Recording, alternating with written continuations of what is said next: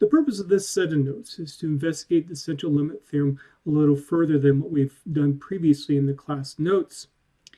What we're going to do is use a technique that's widely applied in introductory statistics courses to explain the central limit theorem, and that is we're going to use computer simulation to illustrate how it works and how well it works.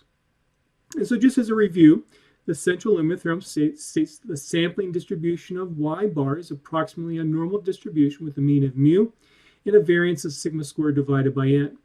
So this mu represents, in terms of your sample, if we think of the sample values, first of all, as random variables, the expected value of y sub I for I equal 1 to n is equal to mu. So every individual item in your sample has the same mean. And also the variance of y sub I is equal to sigma squared. And so this approximation with a normal distribution works well for a large sample size. And it also works for whatever the probability distribution is for y1, y2 down to yn. It doesn't matter. Note that we would assume, though, that y1 through yn have exactly the same probability distribution because they come from the same population. Now, what we saw in the course notes was for that GPA example, a sample size of 20 worked well for that particular problem. And so questions that we're going to address then in this section of the notes is, does a smaller sample size work well too? Could we go down to 10? Could we go down to 5? How will the approximation improve when the sample size increases? And will the central limit theorem work well if the underlying probability distribution for y, meaning what y1, y2 down to yn, what that probability distribution is, will work well if it's something different from what we've had in the GPA example already? Maybe we could get, let's say, a more skewed distribution.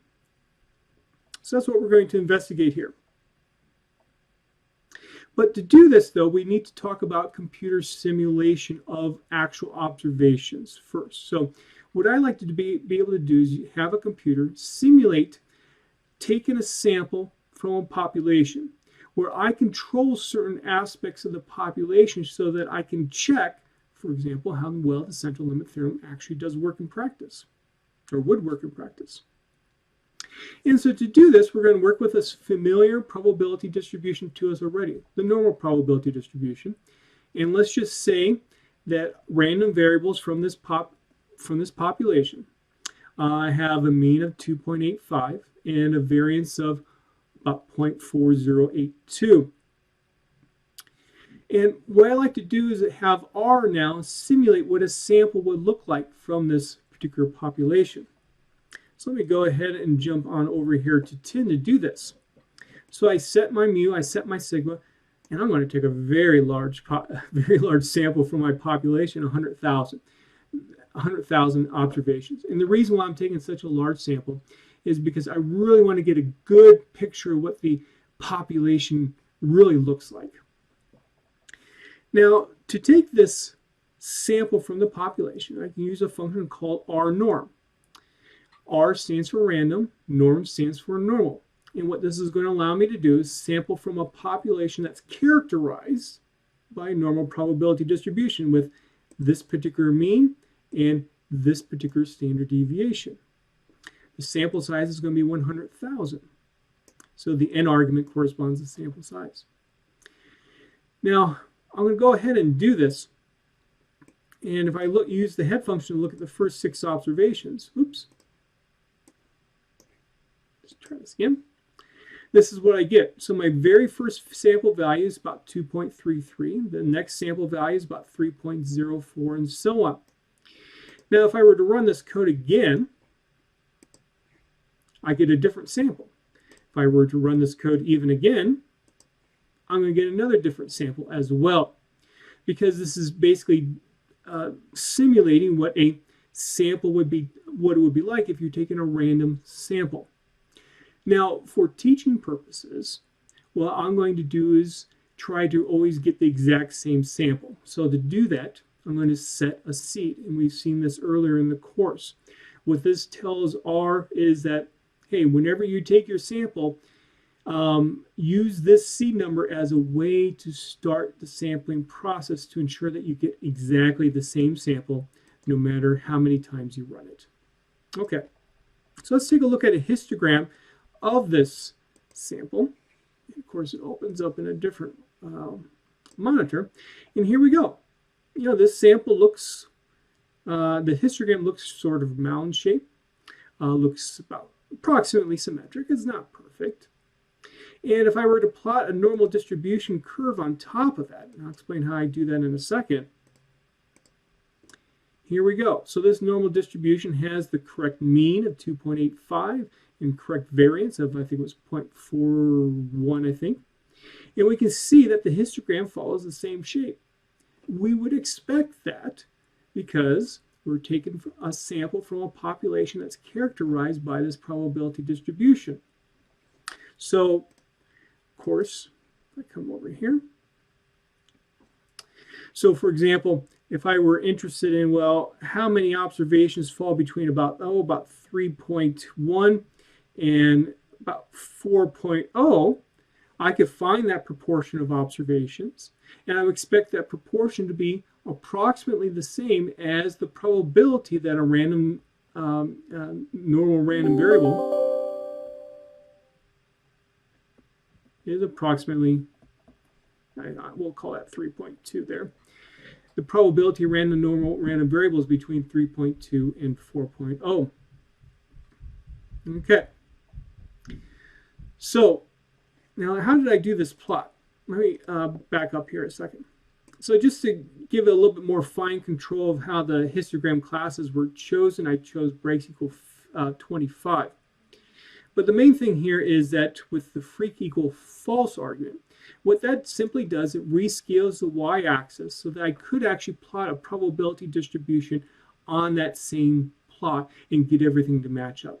How this is done, don't worry about it, but that's what the freak equal false argument tells R to do. Now, if I were to look at the mean and the variance of the corresponding observations that I get, notice for the mean, 2.85 about. Well, that's what we basically set mu to be. Variance, about 0.41, 0.40. That's what we set the variance to be for this particular example as well. Well, why is the mean of all the y values that I'm getting in my sample so close to what mu is? Well, again, I'm taking a very large sample from a population that's characterized by a probability distribution with that particular mean. That's why. We could also look at other quantities as well. Suppose I want to find, well, what's the probability that a random variable y with our particular mu and our particular variance is less than 1.6? Well, I can use the p-norm function as we've done before, and I get about 0.025. Alternatively, what I could do is look at all my sample y values and check, are they less than this 1.6 value? So let me go ahead and look at the head function with that. And what I'm going to get is a bunch of trues and falses corresponding to, is each of these 100,000 values of y, are they less than 1.6? And if I were to sum up all the trues and falses, R converts those trues and falses to ones and zeros. Ones for trues, zeros for falses, and I get 2,498. If I want to find a proportion now, I take it divided by 100,000, which was our n, and I get 0.02498. Notice how close that is to what we got with the p-norm function. And again, the reason why that occurs is I'm taking a sample from a population that's characterized by this normal probability distribution. So this sample, especially when I have such a large sample, should be quite representative of that population and should exhibit very, very similar characteristics. And we see that that does occur. So then the nice thing about simulating observations from a population like this, it gives us a tool to check how well a statistical procedure will work when we know what the population looks like in the end. So let's put this to use now. Okay, so we're going to go back to that GPA example that we saw previously in the course notes. here's what the population distribution looks like. So for example, if I wanted to find the proportion of observations or proportion of students that had GPA between 3 and 4, I could just find the area underneath that curve. That's what the probability distribution is representing. For this particular probability distribution, the mean is 2.8571. The variance is 0.4082. This corresponds to why I had chosen those values of mu and sigma squared for our normal probability distribution example. Now, this particular probability distribution that we saw shown in that plot actually corresponds to what a beta probability distribution is. You are not responsible at all for knowing what a beta probability distribution is for this particular class. I just chose that probability distribution because it's a nice probability distribution to work with. And so if though you are interested in knowing more about it, here are some details. But again, you're not responsible to understand what a beta distribution is, how to plot a beta distribution, or how the observations are actually sampled in the corresponding discussion. I just needed a way to work with an interesting probability distribution to demonstrate the central limit theorem, and this is the one I chose. Okay, so what I'm going to do next is simulate 1,000 samples of size 10 from this population using the following code. Now, in the actual course notes, I actually did it with respect to samples of size 20. We saw the central limit theorem works very well in that situation. Does it work as well when I have a sample size of 10 now only? So to do the sampling process, I'm going to just briefly touch on the basics. Again, you're not responsible for this though. I set my sample size. I set a seed number so I can reproduce my results. Then this set 1 here is going to contain 1,000 samples of size 10 from a population characterized by this probability distribution. So for example, the first sample is in the row of this set 1. So the very first sample value is 3.41. So this would be like our Y1. Next value is 2.79. That's our Y2. And the last one is like our Y10, the 10th observed value. Then the second row of this object then corresponds to the second sample of size 10, and so on. Let me do some erasing. Now what I like to do is find the mean of that first sample, find the mean of the second sample, find the mean of all the way down to the thousandth sample. And the way that I can do that is I can use a function R called row means. And if I work with set 1, it's going to put 1,000 different means from the 1,000 different rows into this object called Y bar. If I use the head function with it, this is what we get. So this 2.91 then represents the mean of those first 10 observations. 2.97 represent the mean of the second 10 observations, and so on. Okay. Now let's do some plots. I'm going to set the mean, I'm going to set the variance. I'm going to create a histogram similar to what we did with the normal distribution example just a few minutes ago, where I'm going to find a histogram now of the Y bars. I'm going to put free equal false there again, and I'm going to plot the corresponding normal distribution on it that the central limit theorem says should hold. So to do that, I use the dnorm function.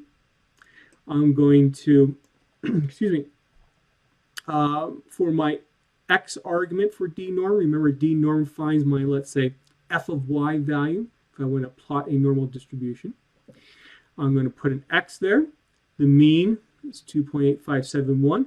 And then the standard deviation then would be the square root of 0.4082 divided by 10. I add it to the current plot. I'm going to color it in red. And this is what I get. So this histogram, yeah, it looks very similar in shape to what a normal distribution gives us. So therefore, even with a sample size of 10 for this GPA example, the central limit theorem works out. It works well. And we could look at that even further if we wanted to by checking, for example, we could check what's the probability that y bar is less than, let's say, 2.46.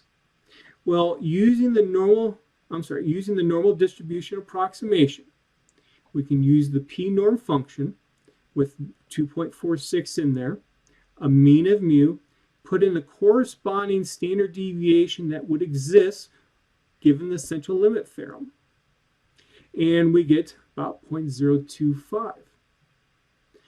Now, what we could do also is look at, well, how often are these y bars less than 2.46? And we get 0.021. Very, very similar. And if we look at the plot, so let's see, 2.46 would fall right there.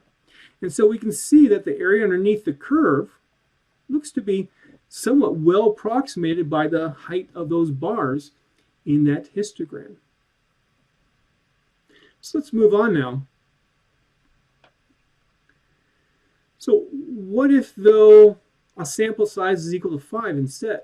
Well, I use exactly the same code, but I just change the value of n, and this is what I get from my plot. And we can see here, unfortunately the curve doesn't quite fit on the plot. Also, it would be interesting to see maybe a little bit more set of bars there. So what I decided to do is make it just a few small changes where I specify the number of breaks for the histogram, and also I specify the y-axis limits for by using the y-lim option. And so this is what I get. So again, we're using sample sizes of 5, and we're checking to see basically do the bars match the same shape as what's given by the red line, our probability distribution. And what we see here is that it does a fairly good job. And yeah, sure, we have a little bit of a deviation there, maybe a little bit of a deviation on the tails of the distribution, but really it's not too bad at all. And so we could keep on going. In fact, if I jump over here to my program, so the way that I have this program set up then is that you can change the sample size yourself, and you can look at what happens with that histogram that we just saw. Is it well approximated by a normal probability distribution? And so I encourage you to try this on your own to see, well, maybe a sample size of 2. What would happen? Maybe a sample size of 50. What would happen? And in fact, you should think about, and you don't even need to use the computer to do this, what would happen if you had a sample size of 1 instead? What will the histogram look like? Will the central limit theorem work? Perhaps it's a little bit of a trick question there. But if you have any questions about it, please make sure that you do ask. I want you to think about that on your own. Well, what would happen, though, if, let's say, we had a much more skewed distribution? So suppose that this is what the probability distribution looked like in terms of its shape for a case when we are dealing with GPAs again. So we can see that in this particular probability distribution, a large proportion of our students will actually have GPAs between 3 and 4. In fact, this might be a really good probability distribution for student GPAs to have. In this particular case, the mean is 3.28 about. The variance is about 0.33. Let's now start with a sample size of 20. Does the central limit theorem work with this particular situation? And so I use exactly the same code as before. I just make a little bit of a small change to some of this code in terms of how I simulate the observations. Again, you're not responsible for how the observations are actually simulated. And so I find all the sample means. So for the very first sample, the sample mean was 3.68. The second sample was 3.39, and so on. And so if I do another histogram like what we did before for all the y bars, Unfortunately, we have that same problem there, so I make a little bit of an adjustment to my code, and here's the histogram. And we can see, while the normal distribution is not perfect, it does a pretty good job at getting the shape of what the histogram is telling us. And so again, from looking at this, if I wanted to find then the probability that y bar is between, let's say, 3.4 and 3.6, I could use my p-norm function to find that based upon the central limit theorem. And what we've just done here is verify through computer simulation that indeed, with samples the size of 20, that proportion of y bars that would be between 3.4 and 3.6 would be just about the same as what the normal distribution gives us, despite the overall probability distribution of the GPAs to be heavily left skewed. So a very, very interesting thing that happens. Well, what if, though, we use a sample size of 10 instead? Well, now the problems with the skewness come to play at least a little bit. And so we can see some deviations from normality down here. When I say normality, I mean deviations from a normal probability distribution. We can see that we have no bars down there anymore. So we're having a hard time with, let's say, the right tail of the distribution. And, look at where the height of these histogram bars are. They're shifted a little bit to the right in comparison to what we would expect if the central limit theorem worked as well as we wanted it to. And so, we're getting a little bit of deviation then from normality with a sample size of 10. And you could look at other sample sizes as well. So for a sample size of 40, we can see, yeah, look, it works pretty good. I'm not necessarily concerned about the bar being a little bit higher there. And we can even look at a sample size of 100 that we're taking. Again, 1,000 different samples of size 100. And we can see the normal distribution does a very good job approximating this distribution of the sample mean GPAs. Now, in my program as well, we come down here to GPA example number 2. It's basically the same code that we saw before, and except for a different probability distribution. And you can change the n to see what would happen. So let's say I had a sample size of 2. Let me get my plot. And now if I'm taking 1,000 different samples of size 2 and calculating the sample mean every time, we see some problems. With a sample size of 2, the normal distribution approximation definitely does not hold. So we can see again how these bars, if you see where my mouse is, the bars on the right side are much higher than what the curve says it should be. And look at what's happening down here. The normal distribution approximation says that, well, we should have a large proportion of our, a significant proportion of our GPAs being greater than 4.0. Obviously that can't happen, but that's what this central limit theorem says should happen, and it doesn't work. But then again, we only have samples of size 2. Okay, so let me just go back here. I think I've addressed those items. Yep. So, some conclusions then. Well, there isn't a universal smallest number that guarantees that the central limit theorem to work. So typically, what you will see in textbooks, if your sample size is greater than 30, hey, central limit theorem will work. But what we can see here is that the central limit theorem could work for a much, much smaller sample size. Also, what we've seen here is that if the distribution of the population is skewed, and the more skewness there is, the larger the sample size is going to be needed for the central limit theorem to work. Also, the closer to a symmetric probability distribution for y1 through yn that you have, the sooner, you could say, in terms of the sample size, in terms of a smaller sample size, the sooner that the central limit theorem will work. meaning that a central limit theorem, a normal distribution approximation, is going to work a lot better with a smaller sample size when you have a symmetric distribution, typically, than if you had a skewed distribution. So that then concludes this section. Again, the purpose is for you to get a better intuitive understanding of what the central limit theorem says. The central limit theorem itself is kind of an abstract idea or concept, but through using computer simulation, you can almost do like a proof by example that indeed the central limit theorem does work, and also you can see when it doesn't work.